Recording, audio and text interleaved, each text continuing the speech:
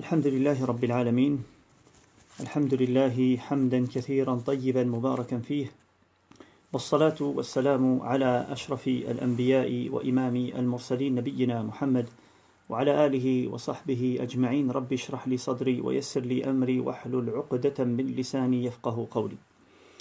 Assalamu alaikum wa rahmatullahi wa barakatuh. Donc chers frères, chères sœurs, je suis ravi d'être parmi vous aujourd'hui pour partager avec vous quelques rappels concernant le fait de se préparer à la mort et en particulier quelques points qui concernent particulièrement le converti. Alors, tout d'abord, je remercie Allah subhanahu wa ta'ala et on le loue pour tous ces bienfaits qui nous entourent, qu'on voit et qu'on ne voit pas, durant ce confinement qui nous apporte beaucoup, énormément. Loin du stress et des chiffres et des informations qui nous arrivent tout le temps, il y a énormément de bienfaits derrière tout cela. Le fait qu'on se retrouve face à soi-même, face à sa foi, à sa relation avec Allah subhanahu wa ta'ala, la foi en son destin, et que tout est prédestiné, que tout ce qu'Allah subhanahu wa ta'ala nous a écrit, eh bien, il y a un bien, et il y a une sagesse derrière. Le fait qu'on, tous ceux qui se plaignaient de ne pas avoir du temps, nous voilà qu'on a tout le temps pour pouvoir faire ce qu'on peut faire. Bien sûr, il y a des gens qui sont en difficulté et on demande à Allah subhanahu wa ta'ala de leur faciliter. Et ça, c'est une responsabilité par rapport à ceux qui ont les moyens, qui ont la possibilité d'aider les autres. C'est aussi une des sagesses qu'on peut retirer de tout cela. On demande à Allah subhanahu wa ta'ala de guérir toutes les personnes malades et de faciliter et d'aider à tous ceux qui aident dans les hôpitaux, les médecins, les infirmiers et tous les volontaires qui travaillent énormément pour le bien commun. Je tiens aussi à remercier bien sûr la page de Salat al-Janaza pour cette invitation, en particulier le frère Thomas Abdessalam qui m'a invité à participer aujourd'hui pour cette thématique. Et à toutes les personnes qui travaillent pour Salat al-Janaza, des personnes peut-être qu'on ne voit pas, qui sont à l'ombre et qui travaillent énormément pour pouvoir faire quelque chose pour la communauté, en particulier à Liège, où c'est une petite communauté qui a fort besoin, je m'imagine, de plus de personnes qui participent et qui donnent de leur temps pour l'intérêt de la communauté. Et puis, Inch'Allah ta'ala, donc on va aborder cette thématique qui est une thématique tout à fait, je dirais, normale pour un musulman. Pourquoi se rappeler de la mort? Eh bien, tout simplement, en réalité, car on est musulman. Le musulman, par sa foi, par le concept qu'il a de la vie, eh bien, faire qu'il est tout le temps conscient de la mort. Et c'est pour ça qu'on va le voir, Inch'Allah ta'ala, ce n'est pas du tout négatif. Ce n'est pas du tout négatif. Au contraire, c'est quelque chose de très très très positif pour la personne elle-même et pour l'ensemble de la communauté et pour l'ensemble, je dirais, de la société dans laquelle le musulman vit. Car pour le musulman, la vie n'est pas une fin en soi. Nous croyons, nous avons une conviction ferme que nous sommes créés pour adorer Allah subhanahu wa ta'ala. Et donc, on n'est pas là pour rien. Et Allah subhanahu wa ta'ala nous le rappelle de différentes manières. Premièrement, il nous a dit clairement quel est l'objectif et la finalité de cette vie. وَمَا خَلَقْتُ الْجِنَّ وَالْإِنسَ إِلَّا لِيَعْبُدُونَ. Je n'ai créé les djinns et les hommes que pour qu'ils m'adorent. Et Allah subhanahu wa ta'ala le dit dans deux autres versets où il nous dit qu'Allah subhanahu wa ta'ala n'a pas créé ces cieux, cette terre, cette vie vainement. Il y a un objectif, il y a un pourquoi, il y a une sagesse, il y a un sens. أفحسبتم أنما خلقناكم عبثا وأنكم إلينا لا ترجعون فتعالى الله الملك الحق. Croyez-vous que nous vous avons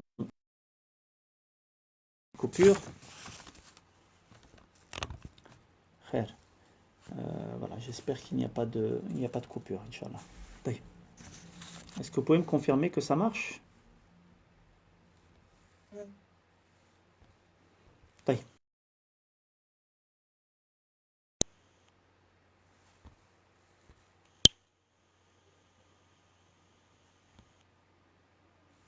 Frère, je ne sais pas si on a eu une coupure. Si quelqu'un peut me confirmer que ça marche bien. طيب, ça marche. Jazakallah khair. Alors, Allah subhanahu wa ta'ala nous rappelle dans un verset, il nous dit est-ce que vous pensez, est-ce que vous croyez, est-ce que vous pensez qu'on vous a créé vainement et que vers nous vous n'allez pas retourner, vous n'allez pas mourir. Fata'ala Allahu al-Malikul Haq. Gloire à Allah subhanahu wa ta'ala. On ne peut pas penser cela d'Allah subhanahu wa ta'ala. On ne peut pas penser de notre Créateur, de notre Seigneur, de notre divinité, alaykoum salam wa rahmatullah, qu'il a créé ces cieux, cette terre, cet univers avec autant de précision, autant de bonté, autant de beauté, excusez-moi, avec plein de miséricorde, avec plein d'attention, avec plein de cohérence, avec des lois. Toute cette diversité, tout ce monde qui est rempli de science, et qu'il a créé tout cela pour rien. Comme si un être humain sensé ferait quelque chose, construirait une maison, ferait un projet grandiose, comme ça, sans aucun but, sans aucune finalité. Il le fait comme ça. Non.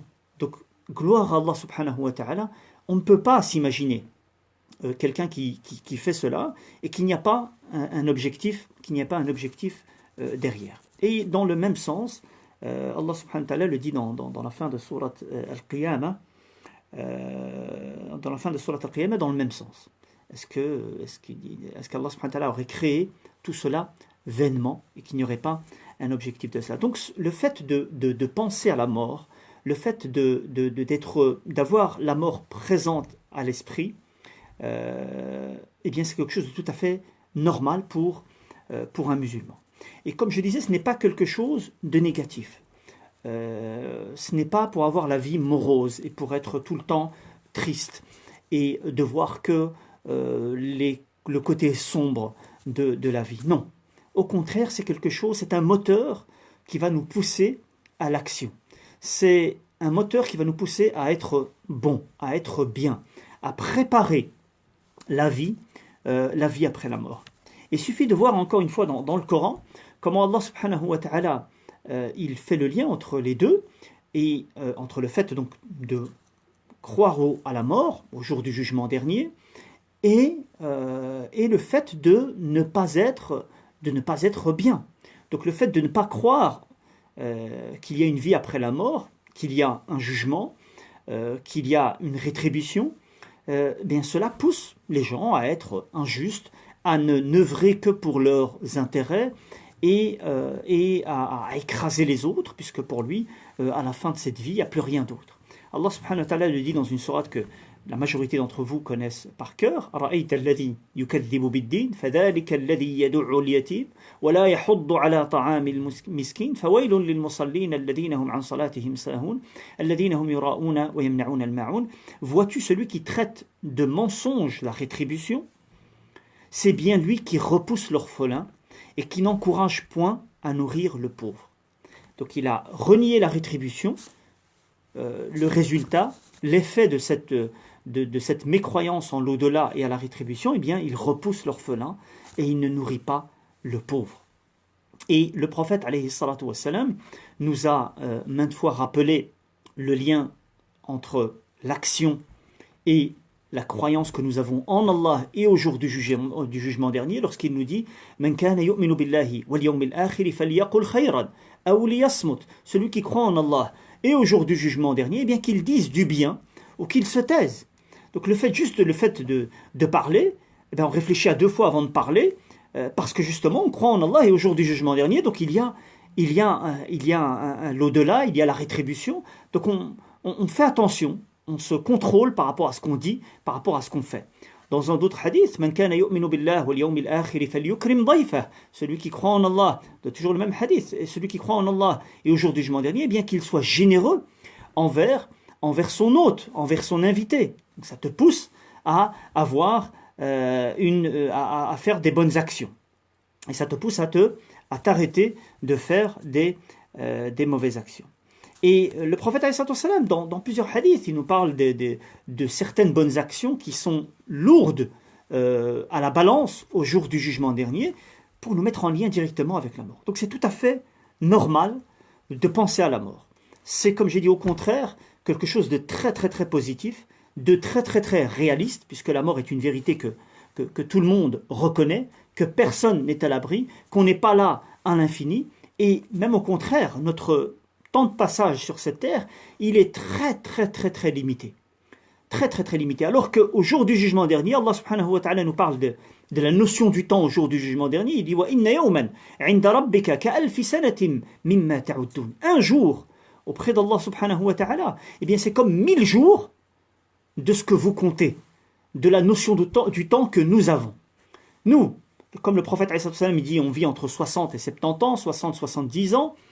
Aujourd'hui, on nous dit que l'espérance de vie dans les pays comme les pays d'Europe, généralement, c'est 80, 82 ans. Combien on vit, au final? On vit, je dirais, depuis qu'on est tout petit jusqu'à l'âge de l'adolescence, environ 15, 16 ans. On n'est pas responsable de ce qu'on fait. Et puis après, on vit pour ceux qui vont vivre, ceux qui vont atteindre ces 60 et ces 70 ans ou ces 80 ans. On retire le sommeil, un tiers, on retire quand on mange, on retire quand on est malade, on retire tous ces moments. Qu'est-ce qui nous reste à la fin, en fait? Qu'est-ce qui nous reste à vivre réellement? 20 ans, 25 ans?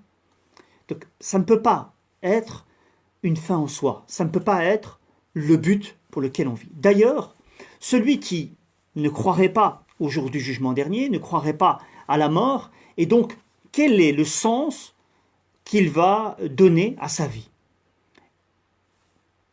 Assouvir ses plaisirs, faire l'existentialiste, c'est-à-dire vivre le maximum la vie à pleines dents, faire tout ce qu'il voudrait accomplir. Mais on voit très bien que la vie, ça ne marche pas comme ça. On voit très bien que ceux qui assouvissent leur plaisir à 100%, ils terminent très très mal. Ils terminent très très mal, ils n'arrivent pas à assouvir ses besoins, parce qu'en fait, en réalité, assouvir ses plaisirs et ses désirs au maximum jusqu'à la fin, qui vont vraiment nous donner un plaisir intérieur, ça ne peut s'accomplir ici-bas seulement dans une seule chose. Ça ne peut que s'accomplir en réalité, matériellement, qu'au jour de la rétribution, au paradis. C'est là où les plaisirs n'ont plus de limites et ils nous offrent du plaisir et on se sent bien.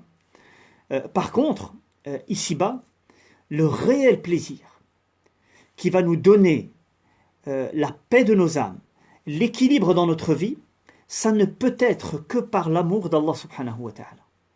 Ça ne peut être que par l'amour d'Allah subhanahu wa ta'ala. Le cœur, comme le dit Ibn al-Qayyim rahimahullah, il ne sera assouvi réellement, pleinement, que par l'amour d'Allah subhanahu wa ta'ala, que par une longue prosternation, que par une prière dans la nuit, que par quand on lève ses mains et on invoque Allah subhanahu wa ta'ala. C'est là où on se sent vraiment bien. Et c'est là aussi, et tout ce qui va dans l'amour d'Allah subhanahu wa ta'ala, lorsqu'on fait une œuvre, lorsqu'on aide les autres, lorsqu'on sourit aux autres, lorsqu'on est utile aux autres, à la communauté ou à l'ensemble des êtres humains, c'est là où on va s'accomplir et ressentir un réel bonheur et un sens à cette vie.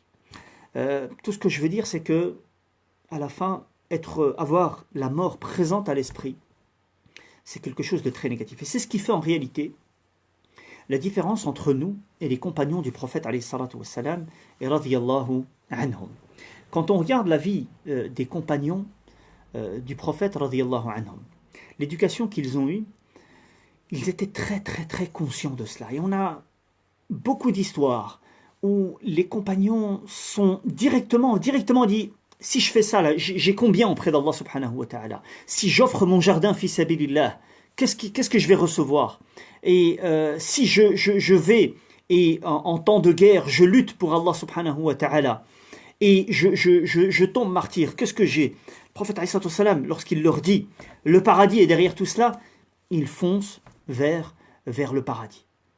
Et ils ont tout le temps cela présent à l'esprit. Et le prophète, alayhi salatu wassalam, à maintes reprises, rappelait cela. Il disait la mort, ou il disait le paradis est plus proche d'entre vous que le lacet de vos chaussures.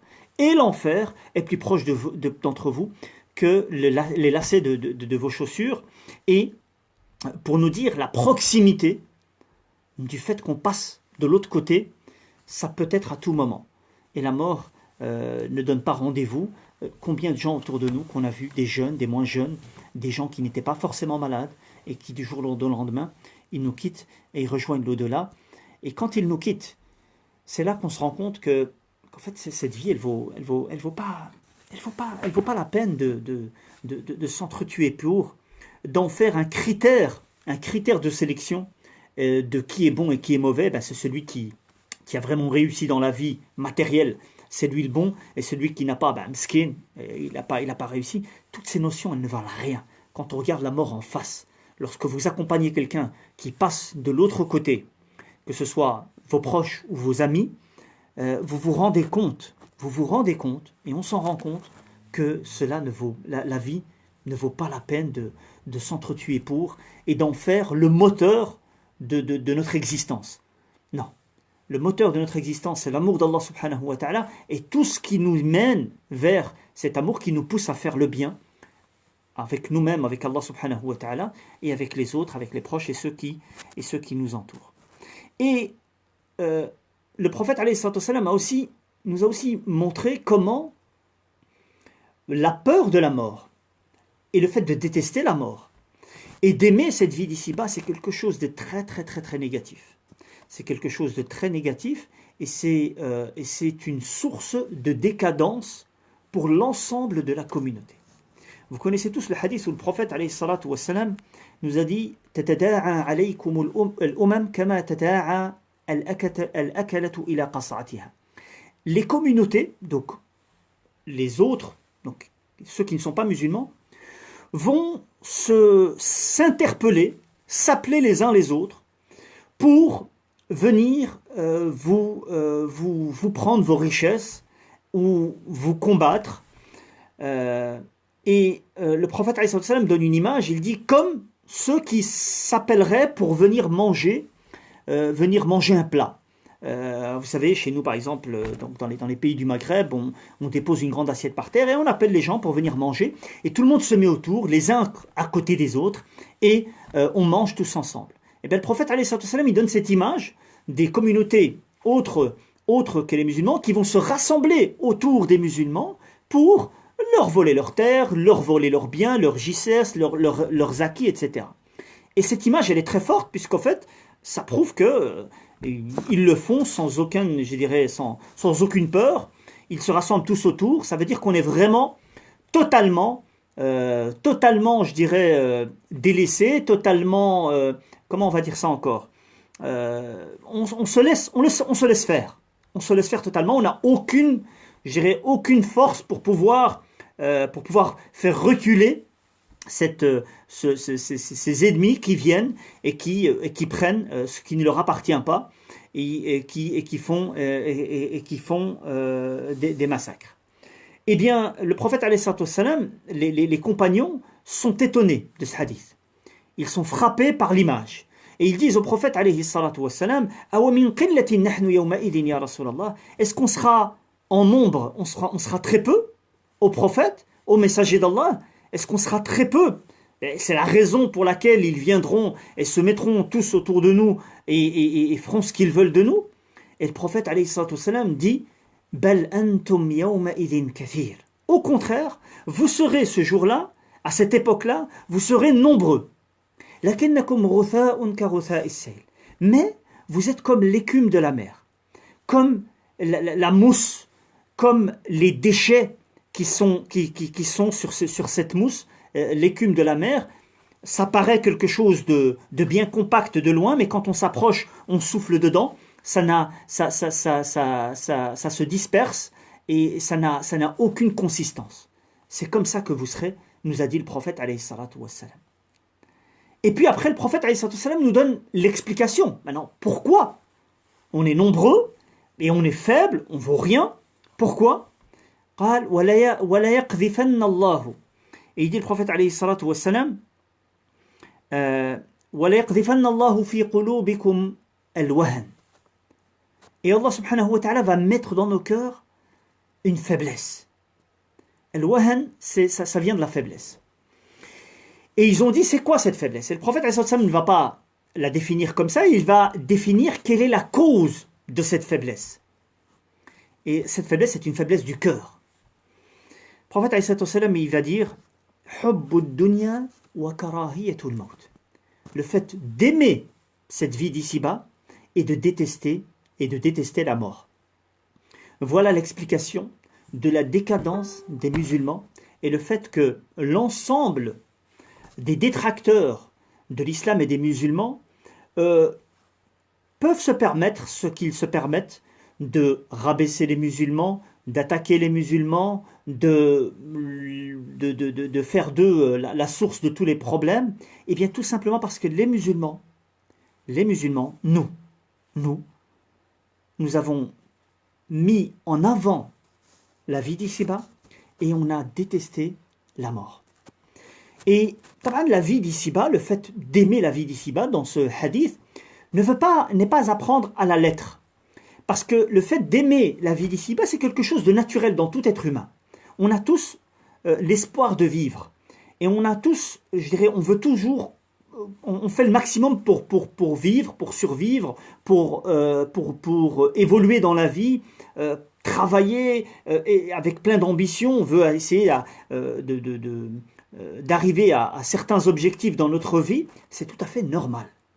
Et d'ailleurs, quand on a posé la question à un grand imam, on lui a posé la question, et un homme est venu se plaindre chez lui. Il lui a dit je suis pas bien, j'aime cette vie d'ici-bas. Et ce grand imam lui a répondu, il a dit moi je ne m'en veux pas de quelque chose qu'Allah subhanahu wa ta'ala a mis en moi. Cet instinct de survie, le fait qu'on veut vivre, qu'on bouge, c'est tout à fait naturel, sinon on serait mort, on ne serait pas vivant. Donc ça, ce n'est pas négatif en soi, mais il lui dit, ce qui est négatif, c'est de faire de l'amour de la vie d'ici-bas quelque chose qui va t'entraîner vers le haram, vers l'illicite, ou d'empêcher des droits, de ne pas donner des droits à d'autrui, ou même, dans un autre cas, d'interdire ce qui est halal, comme ce que feraient les moines, et tout ce qui va dans ce sens-là, des gens qui se mortifient et qui s'en veulent d'être ici-bas et qui veulent arriver à arriver à un niveau spirituel. Donc ils doivent se faire du mal, faire à leur corps du mal, s'interdire ce qui est licite. Ça c'est encore autre chose. Donc le fait d'aimer la vie d'ici-bas, c'est quelque chose de naturel. Mais karahiyatul maut, le fait de détester la mort, c'est un signe négatif. Pourquoi? Parce qu'en fait ça voudrait dire qu'on n'a rien préparé pour la mort, tout simplement. C'est pour cela. Parce que nous aimons Allah subhanahu wa ta'ala. Et nous aimons ce qu'Allah subhanahu wa ta'ala aime. Et quand on aime quelqu'un, et qu'on sait qu'on va le rencontrer, eh bien on est tout excité. On est plein d'envie de le rencontrer. On tremble, on vibre d'avoir l'occasion de le rencontrer. Et c'est pour cela qu'au jour du jugement dernier, au paradis, la rétribution la plus élevée, le délice au-dessus duquel il n'y a pas d'autre délice, c'est le fait de voir Allah subhanahu wa ta'ala, le fait de le voir. Et le prophète alayhi salatu wassalam nous a dit qu'on va le voir comme on voit la lune aujourd'hui. On va voir Allah subhanahu wa ta'ala. Et c'est le plus grand des délices.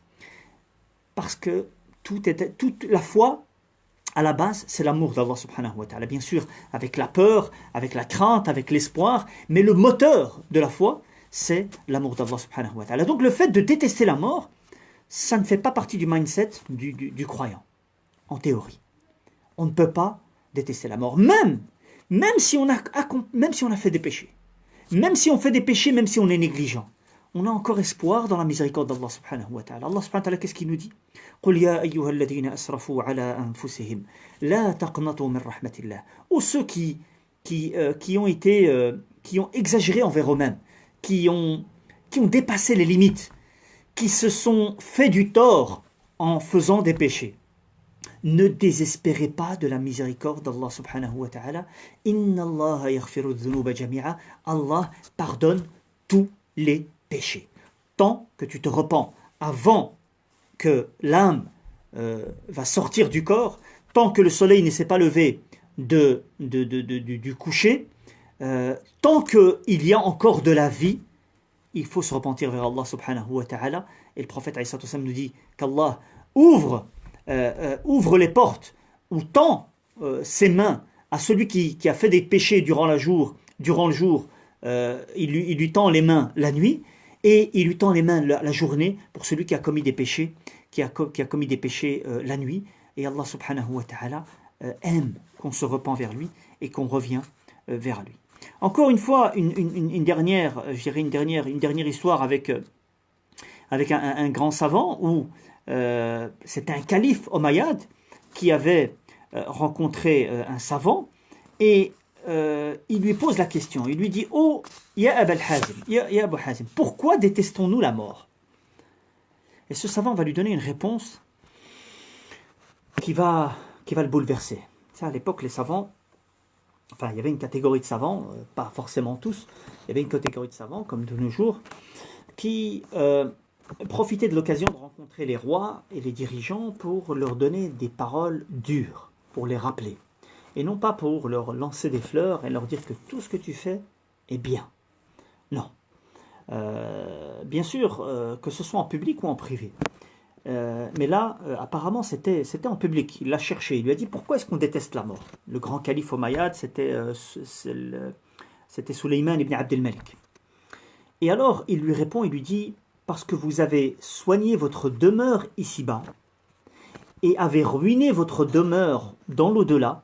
Et alors, tout simplement, le résultat, c'est que vous détestez de quitter une demeure soignée pour une demeure en ruine. Quand tu n'as rien préparé pour l'au-delà, et quand tu as tout fait pour bien soigner ici-bas, tu n'as pas envie de quitter. Tu n'as pas envie de quitter. Tu as envie de rester ici le maximum, parce que tu te sens bien, tu vois tes enfants, tes petits-enfants, tes investissements, tes richesses, tes villas, tes bâtiments, tes rentrées mensuelles. Et alors tu vas vers quelque chose que tu as peur parce que tu n'as rien préparé. Si tu es tout le temps dans cet état d'esprit-là, et que tu investis journalièrement dans ta prière, dans tes invocations, lorsque tu mentionnes le nom d'Allah subhanahu wa ta'ala, tu es tout le temps conscient que tu prépares d'ici-bas. Le prophète alayhi salatu wassalam, il ne dit pas que celui qui prie 12 prières surrogatoires en journée, eh bien il construit une maison paradis. Et imaginez ce hadith. Je termine là-dessus par rapport à cette introduction-là, ou ce premier point. Le prophète alayhi salatu wassalam va rencontrer une grande personne. Imaginez-vous deux personnes très importantes de ce monde qui vont se rencontrer. Alors, à votre avis, de quoi vont-ils parler? À votre avis, des grands de ce monde. Trump et Poutine, par exemple. Même s'ils ne sont pas grands à nos yeux.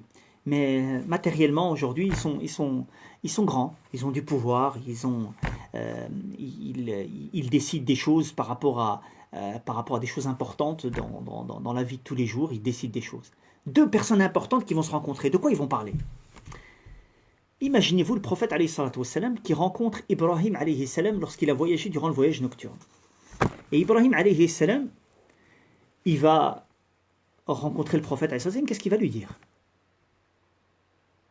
Il va lui dire: passe le salam à ta communauté et dis-leur que le paradis a une terre fertile, une terre bonne, et que la plantation de cette terre, le sens du hadith, eh bien c'est subhanallah, walhamdulillah, wa la ilaha illallah, wallahu akbar.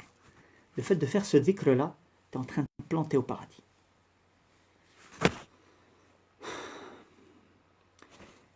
Combien avons-nous délaissé de plantations? Combien avons-nous délaissé de réel investissement pour l'au-delà? C'est un rappel qu'on doit se faire tous les jours, qu'on doit être conscient tous les jours, et en plus de nos jours où la mort est devenue tellement banale, on voit trop d'images de gens qui se font tuer, de gens qui se font bombarder, des gens qui meurent de maladies comme des mouches, les uns après les autres, des milliers, ça devient des chiffres. Et ça rend comme si c'était normal. Eh bien non, tout ça c'est un rappel pour nous, afin qu'on se prépare pour l'au-delà. Et bien sûr, après cela, ça va nous conditionner par rapport à ce qu'on fait, et ce qu'on délaisse. Alors il faut se préparer à la mort. Bien sûr, tout le monde doit se préparer à la mort. Mais en tant que convertis, souvent les convertis font face à des situations beaucoup plus difficiles que les nôtres. Nous, des fois, en tant que musulmans nés, on l'a reçu gratuitement. Donc on ne se casse pas la tête. Pour nous, c'est tout à fait normal que quand on va mourir, eh bien, on va s'occuper de nous et qu'on va nous laver, qu'on va prier sur nous, qu'on va nous enterrer avec des musulmans, et qu'on va peut-être même aussi, Inch'Allah, généralement, on a un bon doute dans l'ensemble de la communauté, on va des gens qui vont faire du bien, qui vont faire des sadaqat, et qui vont faire des aumônes pour nous, parce que l'être humain par la miséricorde d'Allah subhanahu wa ta'ala, l'être humain il a une vie très courte par rapport au niveau du temps, elle est très courte, et donc il ne peut pas faire énormément, mais Allah subhanahu wa ta'ala n'a pas fermé la porte du bien. C'est-à-dire qu'après ta mort, tu as encore l'occasion de remplir tes caisses de hasanat et d'avoir des bonnes actions. Comment? Eh bien avec un enfant pieux que tu laisses derrière toi qui va faire des invocations pour toi, avec une science bénéfique que tu auras laissée après toi, un rappel, un livre, des enseignements, des sagesses, chacun à son niveau, et aussi une sadaqa jariya, c'est-à-dire une bonne œuvre qui va continuer. Une bonne œuvre qui va continuer, qui ne va pas s'arrêter. Comme un puits, comme une école, comme n'importe quoi. Vous savez, avant, les gens, on retrouve des choses étonnantes par rapport au waqf. Ce sont les legs, ou les legs, c'est L-E-G ou L-E-G-S. Les legs, les gens avant, ils laissaient tout. Par exemple, ils laissaient sur la route du pèlerinage, par exemple, une personne, elle va laisser une casserole dans un parking. Donc c'était des aires de repos, entre guillemets. Avant, il y avait aussi des aires de repos où les gens, ils avaient des étapes lorsqu'ils allaient au pèlerinage, à cheval, en chameau, sur des ânes, ou en marchant à pied. Il y avait donc des étapes. Eh bien, des gens laissaient, par exemple, juste une casserole, fi sabilillah, que personne ne peut vendre, que tout le monde doit laisser là. Eh bien, les gens pourront, après, cuire dans cette casserole pour pouvoir se nourrir. Donc, une chose, aussi infime soit-elle, tu peux la laisser après ta mort, et c'est des hasanats qui continuent. Et ça, c'est valable pour tout le monde. C'est valable pour tout le monde. Bien sûr, à partir du moment où ça se prépare, et c'est là où le mindset du musulman, il est très différent de celui qui ne pense qu'à la vie d'ici-bas, c'est que, même avant sa mort, donc durant sa vie, à partir du moment où il est conscient, son investissement, ça ne veut pas dire qu'il ne faut pas investir dans la vie d'ici-bas, qu'il ne faut pas avoir de l'argent. Je ne dis pas cela, et tout le monde sait très bien qu'en islam, je veux dire, les plus grands compagnons, c'était des businessmen, c'était des hommes d'affaires. Et ça n'a pas empêché que c'était des gens qu'Allah subhanahu wa ta'ala a agréé leurs œuvres, et le prophète alayhi salatu wa salam leur a promis le paradis. Abu Bakr, Abdurrahman ibn Aouf, Omar ibn al-Khattab, Uthman ibn Affan, des grands commerçants. En fait, c'est des Bill Gates et des gens les plus riches, des gens très très riches. Et donc qui investissaient énormément dans leur argent, mais en même temps ils donnaient énormément fi sabilillah. Et donc c'est là la différence entre le croyant, c'est que il fait des bonnes œuvres, certes, mais il prépare aussi après la mort. Comment? En éduquant bien ses enfants, en leur apprenant à être pieux, tu fais un investissement pour après la mort. Tu leur enseignes le Coran, ils vont être des intercédeurs pour toi au jour du jugement dernier. Donc, laisse quelque chose après ta mort, même si elle est la plus petite des choses. Un livre que tu achèterais, ou un mushaf que tu achèterais, que tu laisses à la mosquée, ou dans une école, ou dans un orphelinat, un puits. Et aujourd'hui, il y a des puits pour 250 euros, 280 euros, où des gens qui n'ont pas accès à l'eau vont continuer à avoir de l'eau. Eh bien, c'est des hasanat qui continuent, des investissements, des actions qui fonctionnent pour toi après ta mort. Tout simplement. Eh bien, tout cela, ça se prépare. Ça se prépare avant la mort, tant que tu peux. Et c'est pour cela que le prophète, alayhi salatu wassalam, qu'est-ce qu'il dit? Il dit que par rapport aux musulmans, il dit il n'appartient pas à un musulman qui a des choses à recommander de passer 2 nuits sans que son testament soit auprès de lui. Et Abdullah ibn Umar qui rapporte le hadith, il dit après ça, depuis que j'ai entendu le prophète alayhi salatu wassalam dire cela, je n'ai pas passé une nuit sans avoir mon testament auprès de moi. Qui d'entre nous a son testament? Moi, au premier, j'en ai pas. Les savants, bien sûr, nous disent, et on va y venir rapidement, c'est que les savants nous disent que c'est légiféré d'avoir un testament. Et ils nous disent aussi que ça peut être recommandé. C'est pour ça que le prophète alayhi salatu wassalam dit qu'il n'y a pas un musulman qui a des choses à recommander. Donc ça peut être recommandé, comme ça peut être obligatoire. Comme ça peut être obligatoire.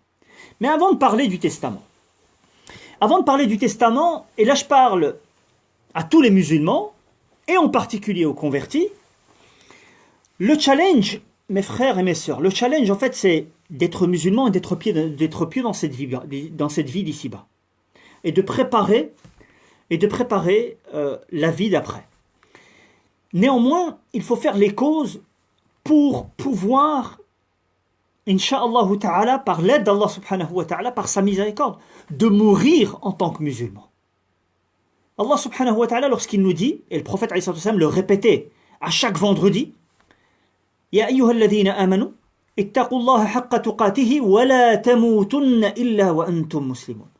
Ô vous qui croyez, craignez Allah comme il se doit, et ne mourrez qu'en pleine soumission. Ne mourrez qu'en étant musulman.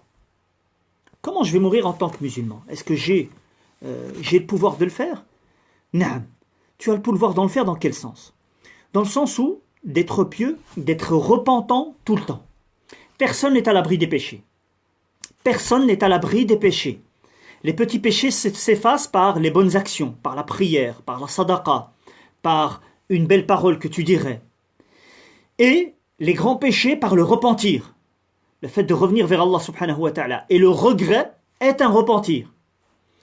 Mais il y a aussi un point important.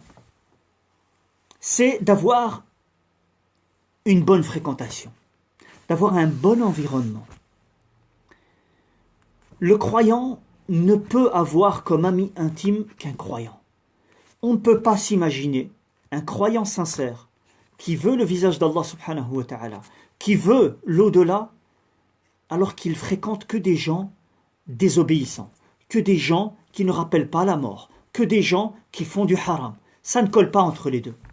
Dis-moi qui tu fréquentes, je te dirai qui tu es.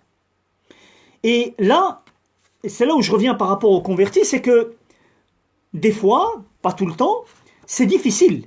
Et vous savez, il faut bien s'imaginer, il n'y a pas l'image du converti qu'on a, le converti parfait, qui devient musulman, très pieux, masha'Allah, plus pieux que les musulmans qui sont nés musulmans, etc., plus attentionnés. C'est en général, alhamdulillah, quelqu'un qui a connu l'ignorance, qui a connu la mécréance, il connaît la valeur de la foi. Il connaît plus la valeur de la foi que ceux qui n'ont pas souffert pour l'avoir. C'est une réalité. C'est une réalité. Et c'est pour ça que le prophète alayhi salatu wassalam nous dit dans un hadith par rapport à ceux qui étaient forts durant leur ignorance, il dit khayrukum fil jahiliyyah idha faqihu. Yani khayrukum fil jahiliyyati khayrukum fil islam idha faqihu. Les meilleurs d'entre vous dans l'islam, c'est ceux qui étaient les meilleurs dans leur période d'ignorance si ils ont une compréhension de la religion. Alors certes, quelqu'un qui était fort avant d'être musulman, qui était courageux, qui était honnête, qui n'avait peur de rien, eh bien quand il devient musulman, il garde ses bonnes habitudes, cette bonne éthique, et il va encore la renforcer, puisqu'elle va être reliée à l'amour d'Allah subhanahu wa ta'ala, elle va être reliée à l'amour du prophète alayhi salatu wa salam, et donc elle va donner un autre sens à tout cela. Ça ne va pas devenir que des bonnes choses pragmatiques qu'on va faire pour une raison ou pour une autre, non, ça va devenir quelque chose qui est relié à l'au-delà, et qui est relié à la foi. Donc la chose importante, qui n'est pas facile pour pas mal de convertis, c'est l'entourage. Car tout le monde, je veux dire, ce que je veux dire par là, quand je disais qu'on a cette image du converti, voilà, qui devient musulman, qui se marie, qui devient mashallah, et il a que des musulmans autour de lui. Non, tout le monde ne vit pas cette situation-là. Il y a des gens, des hommes et des femmes, qui sont des fois contraints de rester dans leur famille. C'est pas quelque chose de mauvais en soi, mais donc il y a peu de rappels. Il y a peu de rappels autour de soi. Et vous connaissez tous l'histoire du prophète alayhi salatu wassalam avec son oncle, lorsque son oncle était dans son lit de mort, et que le prophète alayhi salatu wassalam est venu tenter une dernière fois à ce qu'il devienne musulman, qu'il meure en tant que musulman. Il lui dit: dis la ilaha illallah, dis la ilaha illallah, je serai témoin pour toi au jour du jugement dernier, je serai intercédeur pour toi au jour du jugement dernier. Et à ce moment-là, les amis de son oncle étaient tous autour. Excusez-moi, on a été interrompu.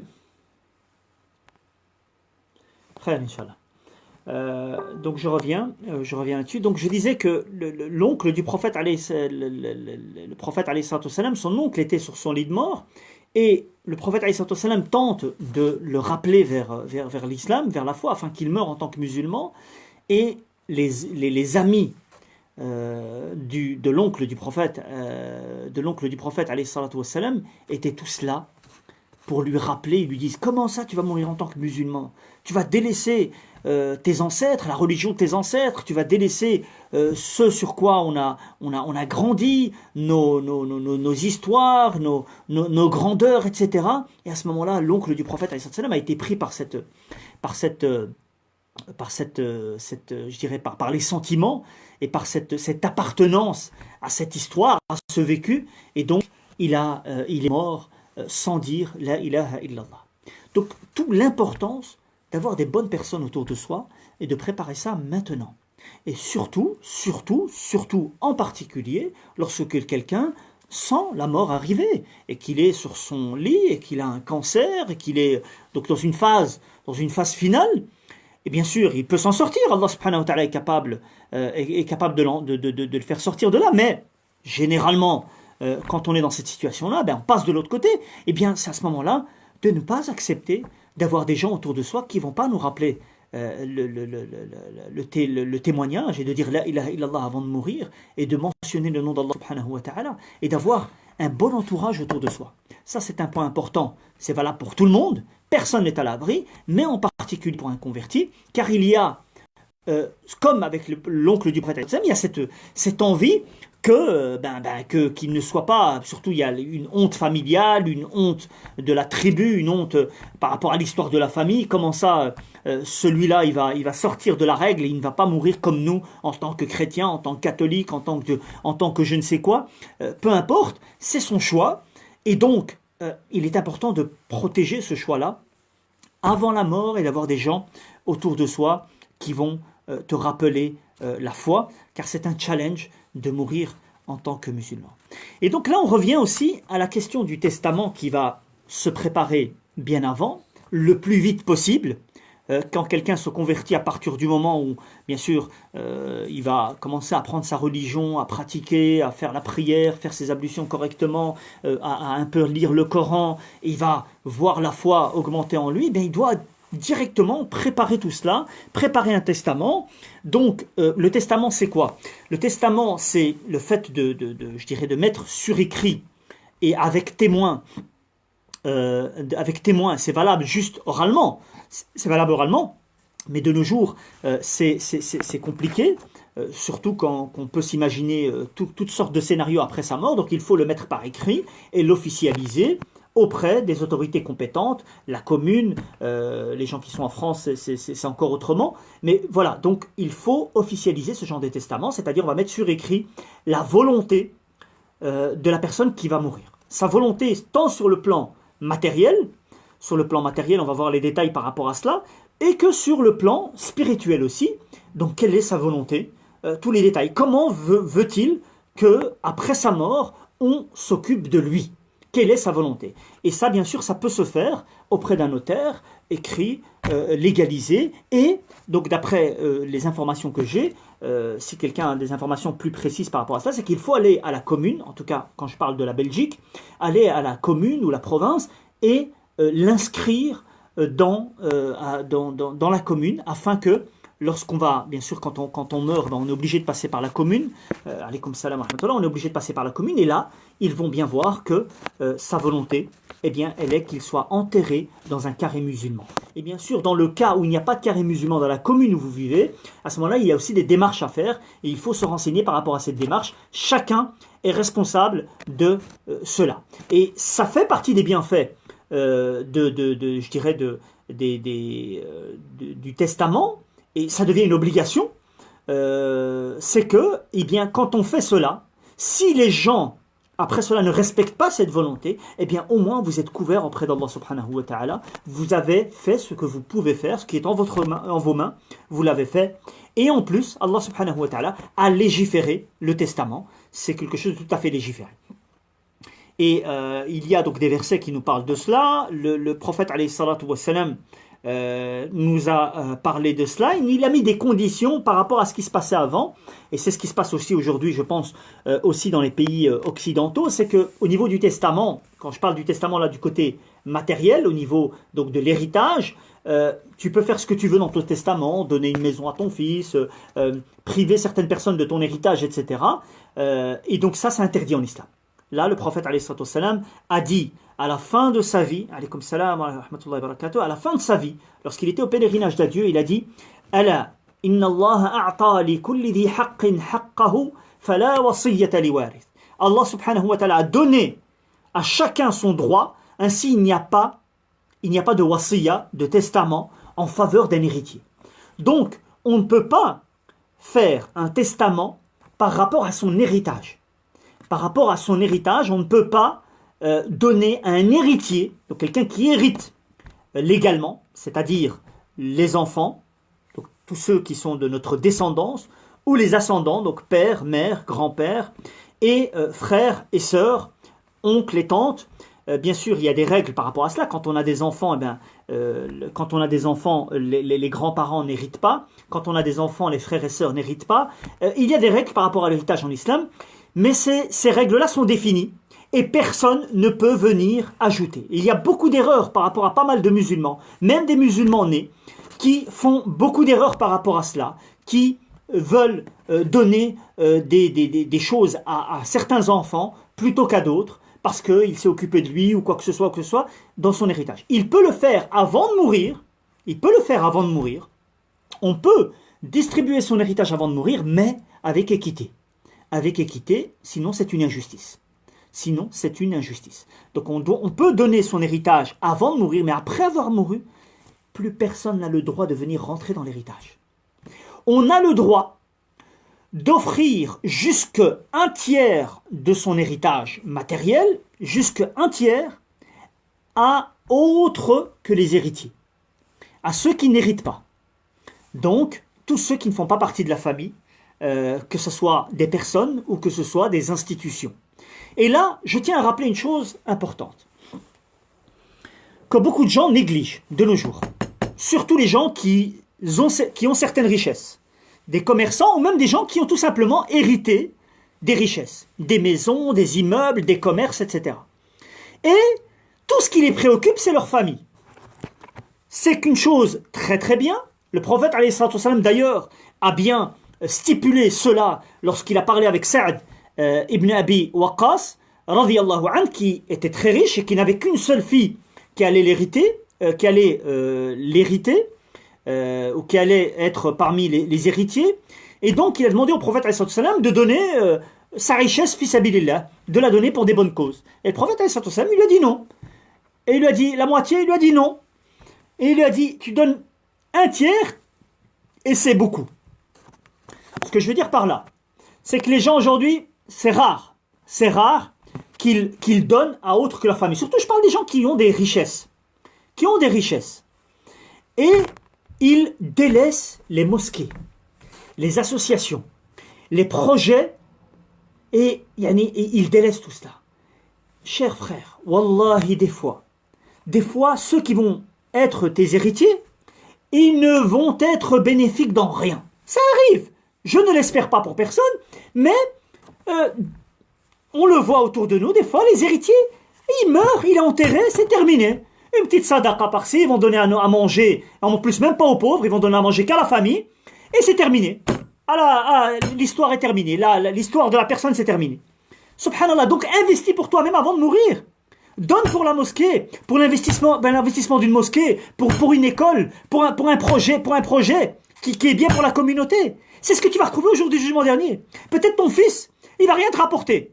Inch'Allah qu'il va te rapporter, on l'espère qu'il va te rapporter, mais peut-être qu'il va rien te rapporter du tout. Donc investis pour toi-même dans une mosquée, dans un projet d'éducation. C'est dans ça qu'il faut investir. Pour que la communauté devienne forte, qu'elle avance. Et d'investir aussi, aujourd'hui dans les mosquées ou dans les associations, investir dans ce qui va rapporter de l'argent. On fait une mosquée, une belle mosquée, 40 millions d'euros, 30 millions d'euros, mais après, on doit encore demander de l'argent aux gens. Non, investis de l'argent dans un commerce, dans un immeuble, dans un appartement qui va rapporter de l'argent à la mosquée et on devient indépendant financièrement. Et on peut investir dans des projets sans devoir faire la manche tous les vendredis et mettre les gens mal à l'aise. Les gens mal à l'aise, on ne doit pas être mal à l'aise quand on nous demande de l'argent, on doit donner fi sabilillah. Si on donne, c'est pas pour la face des responsables de la mosquée, ni pour personne d'autre, c'est pour Allah subhanahu wa ta'ala. Ils ont la responsabilité de bien le gérer. Mais investis dans ce que tu as pour Allah subhanahu wa ta'ala avant de passer de l'autre côté. Si tu passes de l'autre côté, tu vas laisser les héritiers et tu vas voir, ils vont s'entretuer, ils vont se détester, ne plus se voir parce qu'un tel, elle a pris, elle est là, moi j'ai pas. La hawla wa la quwwata illa billah. Ala kulli hal, le testament, ça peut être légiféré quand on n'a pas grand-chose. Alhamdulillah, les gens qui n'ont rien, ils sont tranquilles dans leur tête, ils laissent pas de problème après eux, ils partent et on les aime pour ce qu'ils étaient et non pas pour ce qu'ils avaient. Mais si tu as de l'argent, eh bien si tu veux être intelligent, au moins jusqu'à un tiers, tu as le droit en islam de le donner fi sabilillah. Que tes héritiers sont d'accord ou qu'ils sont pas d'accord, c'est pas important. Wallahi, une fois j'étais avec quelqu'un qui, leur père était assez riche, il avait des maisons, des appartements dans une ville très riche, comme Londres, c'était à Londres, et subhanallah, il a laissé son héritage, et il a donné un tiers, complètement, pour une association caritative. Et le frère, qui est un héritier, qu'Allah subhanahu wa ta'ala, il le garde, qu'il le préserve, et avec ses sœurs, et avec ses sœurs, et sa mère, et sa grand-mère qui était encore vivante, excusez-moi, ouais, c'est sa grand-mère, ouais, et donc elle a droit aussi à l'héritage, et il n'était pas content, pourtant, je dirais, c'est difficile, il n'était pas content, c'est parce que il voyait l'héritage, c'était énormément, je crois que c'était arrivé à 500 000 livres, donc presque 700 000 euros, ou 650 000 euros, eh bien, qui partait pour une association caritative. Et il dit, en fait, l'association caritative, elle a pris plus que nous. Là, il n'était pas content. Moi, ça m'a fait sourire. J'ai dit, subhanallah, j'ai fait ton père, il est très intelligent. Il a vraiment investi là où ça va rapporter. Il sait très bien qu'entre vous, il a des sœurs qui ne prient même pas, la religion, c'est le dernier de leurs soucis. Et lui, il est préoccupé par sa vie, il veut se marier, il veut construire sa vie, etc. Donc, khalas, il est parti. Donc, au moins, ce tiers-là qu'il a donné fi sabilillah, il sait qu'il va le retrouver. Nas'Allah ta'ala an yuwassi'a alayhi wa yuwassi'a li jami' al-muslimin, qu'Allah subhanahu wa ta'ala lui pardonne et lui agrandit la récompense, ainsi qu'à tous les musulmans qui ont fait de même. Eh bien, donc, c'est légiféré de donner jusqu'à un tiers pour des personnes. Donc ça peut être des gens qui n'héritent pas, tout simplement. Ça peut être, vous savez, des fois on a dans la famille des gens pauvres, et de leur laisser quelque chose, de leur laisser un bien, c'est une bonne chose. Et la famille sont prioritaires. Mais si on a des grandes richesses, il faut donner fi sabilillah. Donc ça, c'est légiféré, et ça peut devenir obligatoire, et surtout dans le cas d'un converti, et je vais me fixer là-dessus, Inch'Allah ta'ala. Pour un converti, ça peut être obligatoire. Ça peut être obligatoire parce que il est possible que la famille, des fois, un converti, surtout s'il n'a pas de personnes autour de lui, il n'a pas une épouse musulmane, des enfants musulmans, il peut se retrouver tout seul avec sa famille autour de lui. Je ne dis pas qu'ils sont tous mauvais, non, loin de là, ça peut être des gens très respectueux, et on en a vu, alhamdulillah, c'est loin de là, je veux dire, faut pas regarder la famille des convertis comme étant des gens comme ça, ils sont pas tous les mêmes, comme tous les êtres humains. Mais il doit prendre des précautions parce qu'il peut se retrouver tout seul avec eux, et ils pourront aussi interdire à ses amis, ses frères et sœurs en islam, de pouvoir avoir accès ou de faire quoi que ce soit. Donc il est dans l'obligation de faire un testament, de le légaliser, de le faire en bonne et due forme, de manière officielle auprès des autorités compétentes, afin qu'il se protège et qu'il protège la manière dont il va être traité après sa mort. Et il peut définir qui va le laver, il peut définir où il va être enterré, et d'ailleurs, je tiens à souligner ici qu'il est préférable d'être enterré là où on meurt, et non pas de voyager avec le corps, et il y a un hadith qui interdit le fait de voyager avec les corps à l'étranger, donc beaucoup de nos parents le font, vous n'arriverez pas à les convaincre, et vous n'arriverez pas à les empêcher, mais il faut savoir que c'est quelque chose d'interdit, et qu'il est préférable d'être enterré là où on meurt. Et alhamdulillah, il y a des carrés musulmans de plus en plus ici et là, et ça aussi, c'est un investissement à faire auprès de la communauté, d'acheter des terrains et d'en faire des cimetières. Ça aussi, c'est une sadaqa jariya qu'on peut faire aussi. Ou, tout simplement, de faire bouger nos hommes politiques, ceux qui viennent dans les mosquées et qui viennent nous chanter leur service pour la communauté, quand on vote pour eux, eh bien il faut aller les chercher, il faut les s'asseoir avec eux et leur demander d'agir pour avoir des carrés musulmans de plus en plus larges. Il y a un hadith, il faut que je le retrouve, le hadith. Je ne l'ai pas, mais si tu veux, quand j'arrête, je peux le retrouver, Inch'Allah ta'ala, et je le partage avec vous. Et donc, il est important aussi donc de définir dans ce testament l'endroit où on veut être enterré, comment on veut être enterré. Il est important aussi, il peut aussi mettre dans ce testament des conseils par rapport à sa famille. Il peut les inviter à l'islam, leur conseiller l'islam, et comme ça aussi, il se délaisse de cette responsabilité qui est lourde.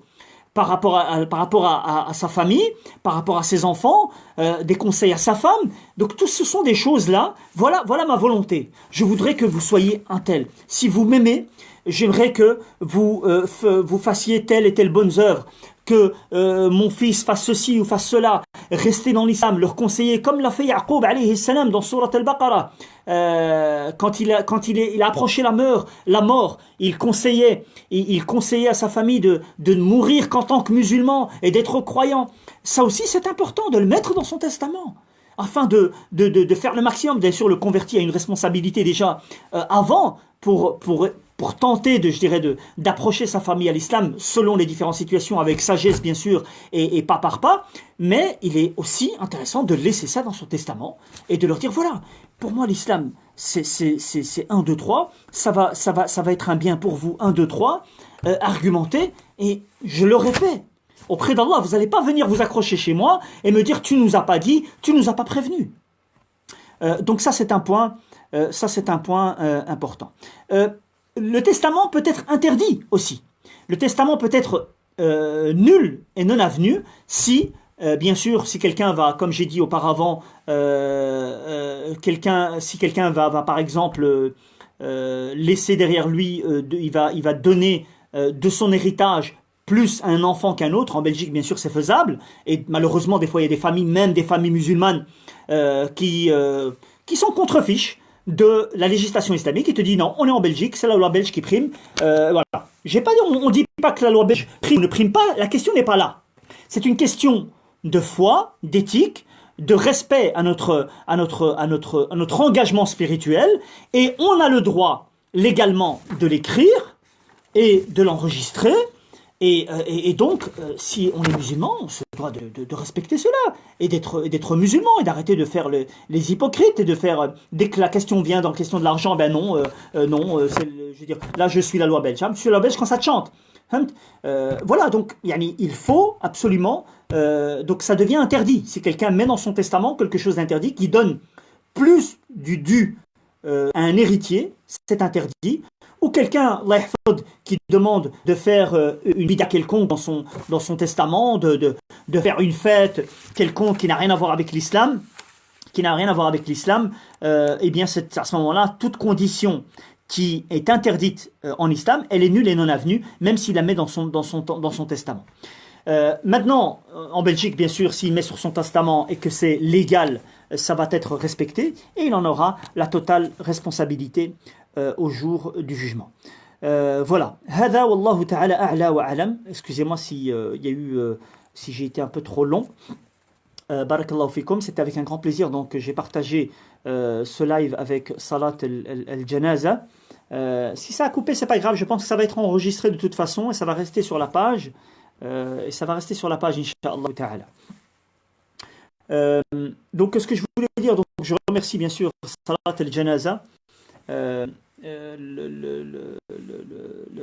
frère passe des simples pour cette invitation et on demande à Allah subhanahu wa ta'ala de mettre la bénédiction dans tous les efforts que les frères font dans ce projet et tous les frères bénévoles, frères et sœurs bénévoles qui travaillent pour la communauté à Liège et dans ses alentours et partout ailleurs.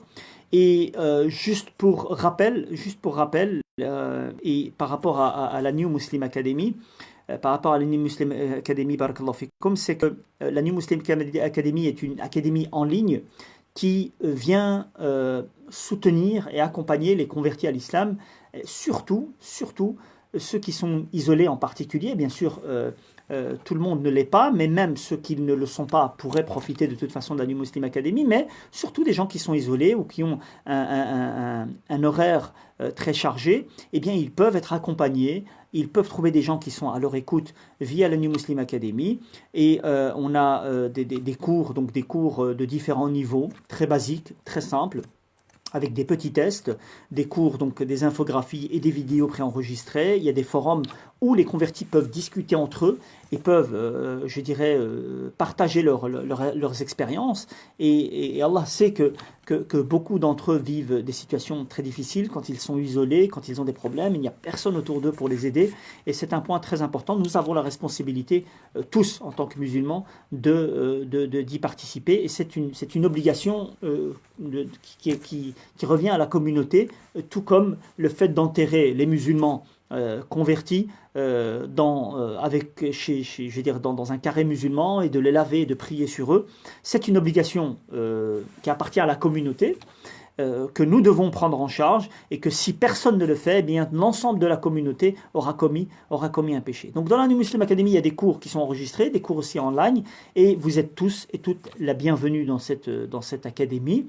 Partagez-la autour de vous, c'est tout à fait gratuit, et j'espère que ça va continuer ainsi, et on espère, Inch'Allah ta'ala, avoir plus d'activités sur le terrain, afin de rencontrer les gens, et les gens ont besoin souvent de rencontrer. Bien sûr, Inch'Allah ta'ala, on le mettra, si Thomas veut bien le mettre dans les commentaires, Inch'Allah ta'ala, New Muslim Academy, donc comme ça s'entend, .fr, et vous pouvez le trouver, Inch'Allah ta'ala. Ahsanallahu ilaykum wa barakallahu fikum. Je pense qu'on va s'arrêter là, par si peut-être il y a des questions. Je vais juste retrouver le hadith par rapport au fait de voyager avec un corps.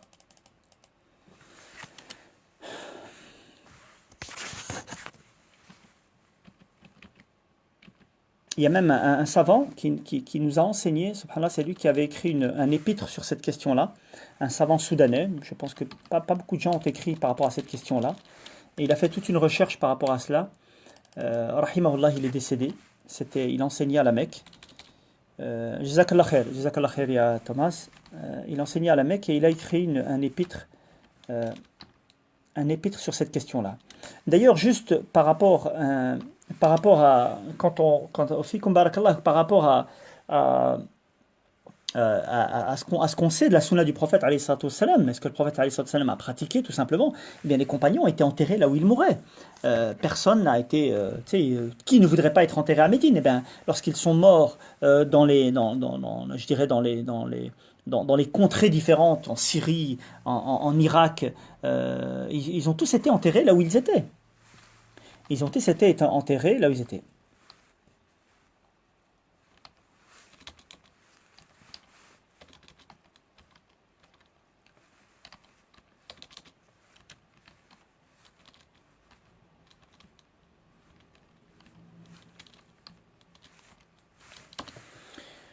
Fikum barakallah. Donc si je retrouve le hadith, Inch'Allah ta'ala, je vous le partage.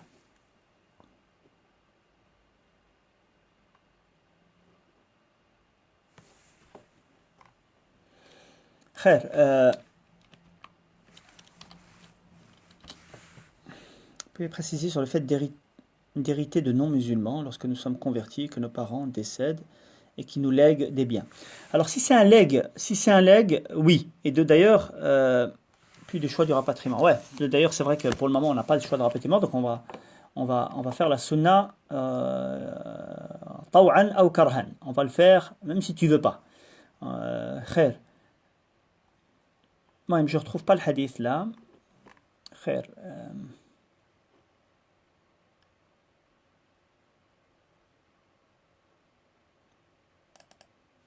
Je ne retrouve pas le hadith. Est-ce que n'importe qui peut faire le lavement, Inch'Allah ta'ala? Je reviens d'abord à la première question. Donc oui, on peut prendre des legs des parents. On peut prendre des legs.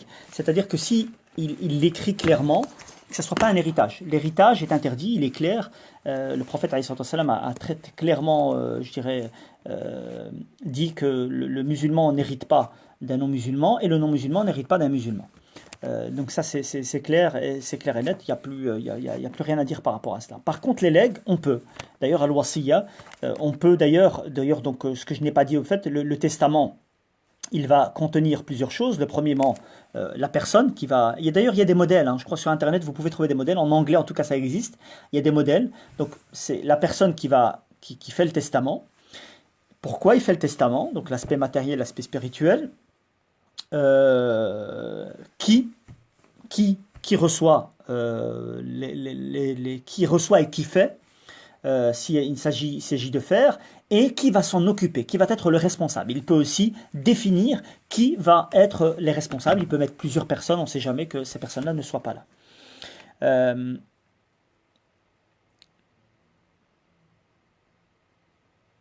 Plusieurs hadiths, Inch'Allah.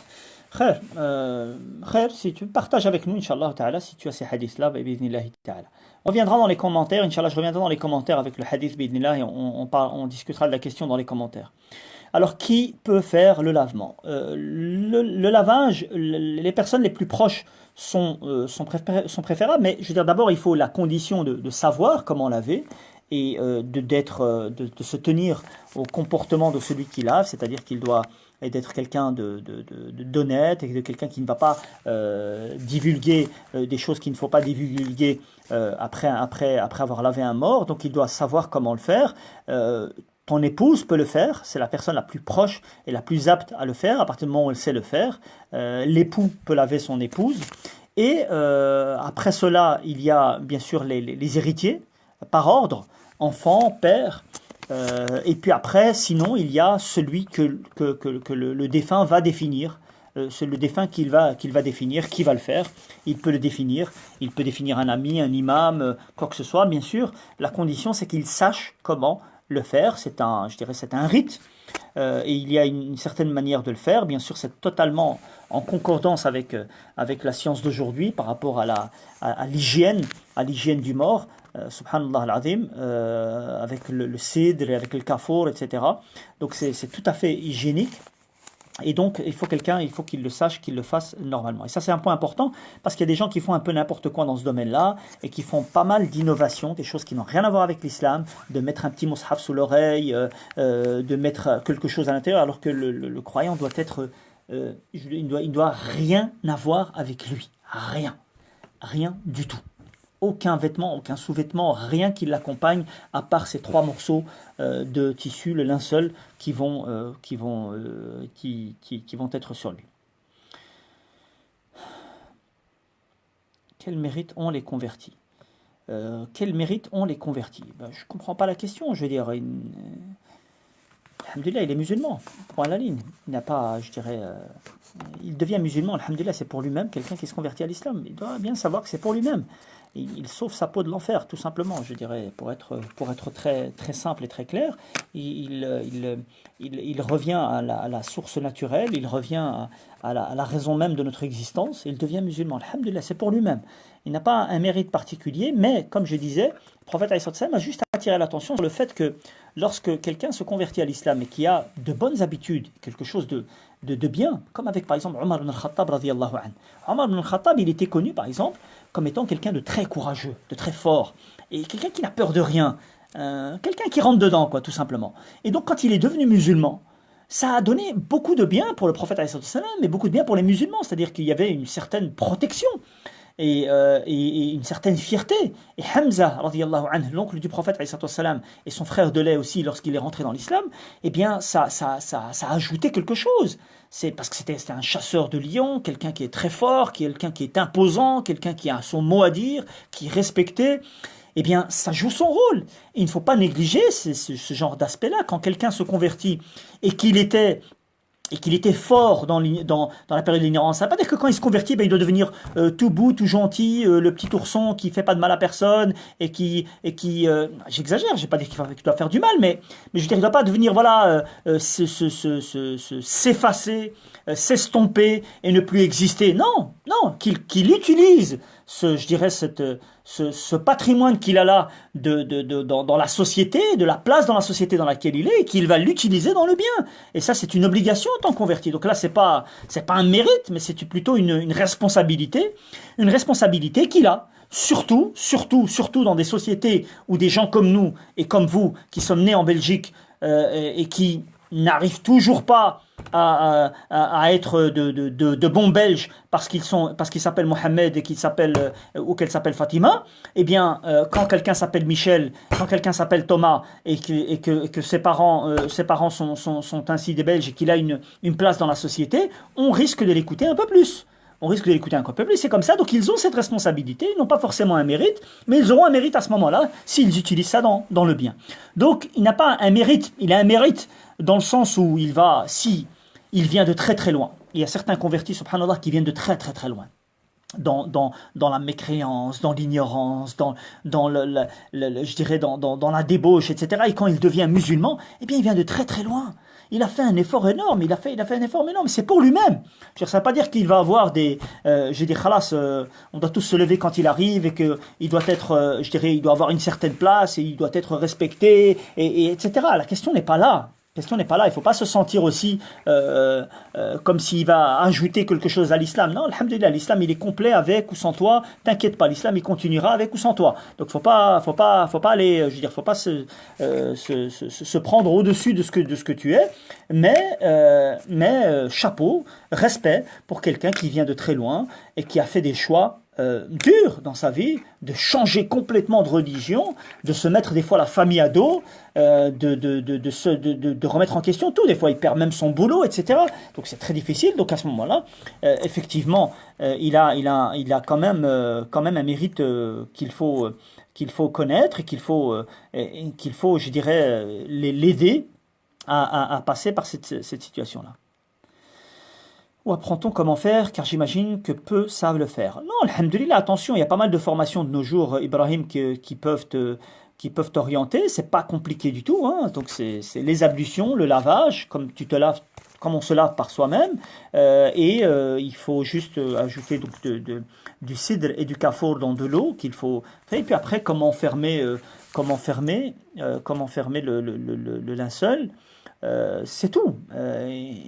C'est tout. Je veux dire, c'est pas très compliqué. Il faut juste le voir, l'apprendre et le pratiquer, accompagner des gens. Ibrahim, si tu vois quelqu'un dans ton entourage, dans la mosquée qui lave les morts, dis-lui, je veux t'accompagner, je veux apprendre. Et Inch'Allah ta'ala, je pense qu'il le fera avec plaisir. Sinon, il vice versa en tant que converti. Et si notre famille n'est pas musulmane,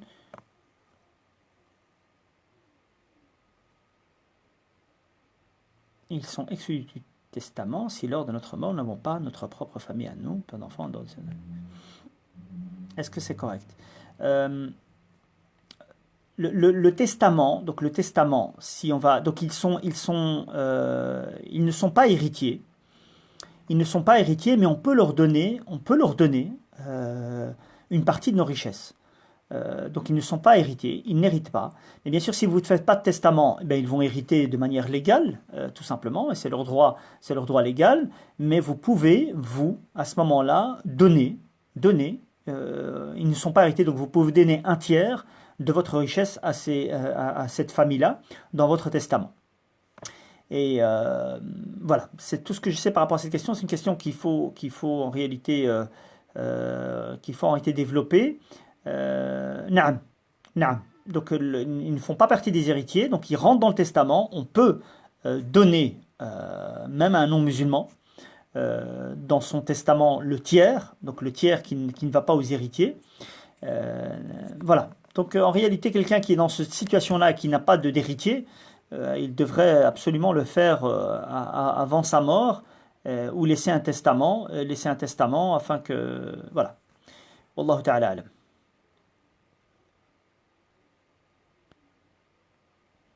Mais ils disent que c'est Dieu qui a regardé son cœur et l'a mis sur le droit chemin. Effectivement, par rapport au fait de guider vers le droit chemin, j'y reviendrai si on a le temps. Sa famille, sa conversion, étant donné que sa famille refuse que ce dernier soit lavé et enterré, conformément à la sunna, vu qu'il ne croit pas à sa conversion, malgré les nombreux témoignages de son entourage, le janaza al-ghaib peut être faite malgré que le corps n'a pas été lavé. Oui, bien sûr. S'il a été enterré et qu'on ne pouvait pas, pour une raison ou pour une autre, le laver et l'enterrer, on peut faire salat al-ghaib sur lui. Wallahu ta'ala alam. Naam. Comme le prophète il a fait à Al-Najashi, qui, on ne sait pas, il n'a pas forcément été lavé et enterré parmi les musulmans, puisqu'il avait apparemment caché son islam, il ne l'avait pas divulgué, et le prophète l'a fait. Et les savants nous disent bien sûr qu'on peut faire salat al-janazat al-ghaib, que ce soit pour quelqu'un qui est important dans la communauté, ou pour quelqu'un tout simplement pour qui on n'a pas pu faire la prière. Ou on peut tout simplement aussi se rendre auprès de sa tombe, et de faire la prière sur lui directement, comme le prophète a fait à cette dame pour qui on a prié d'ailleurs. On l'a lavée, on l'a enterrée durant la nuit, elle était décédée, on l'a enterrée directement, et le prophète n'était pas au courant, donc il est parti au pied de sa tombe et il a prié sur elle. Bien sûr, tout à fait. Le converti ou celui qui se repent, tous ces péchés. Il y a une démonstration du lavage. Jazakallah khair. Taïb, barakallahu fikum. Je reviendrai, Inch'Allah, sur les commentaires par rapport à la question. Elle se fait comme elle se fait pour quelqu'un, comme la prière d'un défunt, comme si le corps était devant lui. Exactement de la même manière. 4 takbirat. Il n'y a aucune différence entre les deux. C'est juste la différence, c'est l'intention de la personne. Dans notre testament pour faire appliquer le partage sur le Coran. Exactement, oui, c'est ce que je disais. Donc il y a quatre points dans le testament. Il y a donc la personne qui fait le testament, qui confirme son identité. Il y a ce qu'il va laisser dans son testament, que ce soit l'aspect matériel ou l'aspect spirituel. Il y a donc al-Monsa bihi. Donc ça, et puis après il y a le Monsa ilayh, donc par rapport aux dettes et par rapport aux biens matériels, et bien il va désigner qui a le droit à quoi par rapport à son tiers, et dans le cas du converti à ce moment-là, c'est encore une autre affaire s'il n'a pas d'héritier, mais donc il définit à qui vont les biens, et quatrièmement, eh bien la personne qui va s'occuper de mettre à exécution et réaliser cette volonté. Qu'est-ce que je pense de cette pandémie? Je pense que tous ceux qui en ont parlé vous ont assez dit. Moi, je la vois de toute façon comme étant une sagesse divine. Alors, est-ce un châtiment ou pas? Certes, ce qu'on voit autour de nous, rien ne plaît. Donc Allah subhanahu wa ta'ala, c'est clair qu'il ne laisse pas faire les gens, il les rappelle à lui, car il aime qu'on revienne vers lui. Et donc Allah subhanahu wa ta'ala nous rappelle. c'est un rappel, sans aucun doute. C'est un rappel sur tous les aspects, comment les choses peuvent s'arrêter d'un seul coup, que le monde entier je veux dire, devient figé par rapport à un virus invisible, subhanallah al-azim, que tout s'arrête, que tous les lieux de rassemblement s'arrêtent, tout se bloque à cause d'un virus qu'on n'arrive pas encore à définir exactement quel sera son remède. Donc, et c'est un bien, c'est un grand bien. J'espère, Inch'Allah Ta'ala, qu'on s'en sortira plus fort et qu'on réfléchira à deux fois après cela, parce qu'on apprendra à valoriser les bienfaits d'Allah subhanahu wa ta'ala. On ne s'en rend pas compte maintenant en fait. Nous, tous les jours on sort, on va faire ce qu'on a à faire, tous les jours on va à la mosquée, on va prier, on va dans nos écoles, on est dans des bienfaits, et puis on fait que faire des péchés, on fait qu'être ingrat envers Allah subhanahu wa ta'ala, et bien là on est coupé. Voilà. Je veux dire, on est coupé, et encore, nous, dans notre situation, pour la majorité d'entre nous, alhamdoulilah, on est chez nous, dans notre petit confort, on a notre salaire qui rentre à la fin du mois, on a tous les moyens en ligne de pouvoir faire ses courses. On a encore, il y a des gens qui comme je vois dans les gens au Maghreb, Msaken, des gens qui vivent le jour, ceux qui surveillent les voitures, ceux qui portent le hammala, ceux qui vivent le jour. Si tout s'arrête, ils font comment? Donc c'est une épreuve pour tout le monde. Ça remet en question le système capitaliste. En réalité, il est remis en question. Il est totalement remis en question, que ça ne va pas. Il y a trop d'inégalités, trop d'injustices. Toutes ces injustices maintenant deviennent apparentes, parce qu'en fait on se dit waouh, il y a des gens en fait qui n'arrivent pas à s'en sortir comme ça. Et donc on va Inch'Allah ta'ala, j'espère qu'on va mieux valoriser les bienfaits d'Allah subhanahu wa ta'ala, et être plus sage. En tout cas, je dirais au niveau global, hein, je dirais au niveau global, le système va mal. Le système va mal. Tout va dans. Il y a trop d'injustice, trop de souffrance, trop de corruption. Les richesses sont entre les mains d'une partie infime des êtres humains. Ça va très très mal. Qu'est-ce que je conseille? Profitez de ce confinement un maximum. Profitez de revenir vers Allah subhanahu wa ta'ala. Profitez de mémoriser du Coran, de lire le Coran, de méditer le Coran. Profitez de vos proches. Pour ceux qui ont encore des proches autour d'eux, profitez, vous avez la responsabilité de ceux qui sont les plus démunis autour de vous. N'attendez pas les autres qui vont venir les aider. Chacun est responsable de ceux qui sont autour de lui, de ses voisins. N'est pas croyant celui qui passe la nuit rassasié alors que son voisin est affamé et n'a pas de quoi manger. Donc on a une responsabilité aussi par rapport à ça. C'est une épreuve aussi par rapport à cela. Et Wallahu ta'ala a'lam. Pour le converti, ça dépend d'une société, dans les autorités compétentes. Anyway, en tout cas en Belgique, je pense que c'est la commune.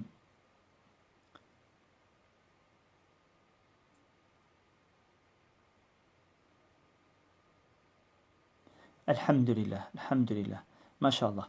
Alhamdulillah. Très très bien. Voilà, je vous laisse sur ce. Barakallahu fikum, jazakumullah khair pour votre présence, pour votre soutien, pour vos remerciements. Et on demande à Allah subhanahu wa ta'ala de nous pardonner, de nous faire miséricorde, de guérir parmi nous ceux qui sont malades, de nous protéger contre tout mal. Walhamdulillahi rabbil alamin. Wassalamu alaikum wa rahmatullahi wa barakatuh.